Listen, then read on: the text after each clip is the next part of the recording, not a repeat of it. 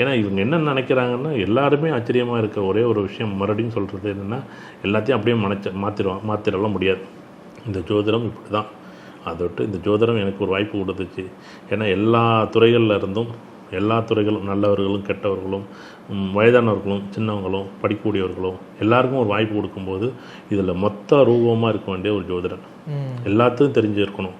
மீடியானா என்னென்னு தெரிஞ்சிருக்கணும், டெக்னாலஜினா என்னென்னு தெரிஞ்சிருக்கணும், அது ஏஐ டெக்னாலஜினா என்ன தெரிஞ்சிருக்கணும், ஜிஎஸ்ஐனா என்னென்னு தெரிஞ்சிருக்கணும். இப்போ ஏஐயோட ஜிஎஸ்ஐன்னு ஒன்று வந்துட்டு இப்போ அதோட என்ன அப்டேட் வந்துட்டு இதோட இது எப்படியான ஒன்றும் இல்லை. நான் அது ரோபோட்டிக்ஸை பற்றி தெரிஞ்சுக்கணும்னு படிக்க ஆரம்பிக்கும்போது அதில் எல்லா பார்ட்டுமே செஞ்சிடலாமா, தலையில் கால் வரைக்கும் செஞ்சிடலாமா.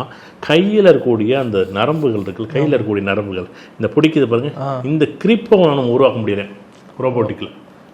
அதுக்காக மட்டும்தான் அவங்க அதிக நேரம் எடுத்துக்கிட்டாங்களாம். ஒரு ரோபோ செய்யும்போது இந்த ரோபோ செய்கிறதுல உங்களுக்கு எதெல்லாம் ரொம்ப ஒரு அதிகமாக நேரத்தை எடுத்துக்கிறீங்க இல்லை அதிகமாக செலவழிக்கிறீங்கன்னா கை.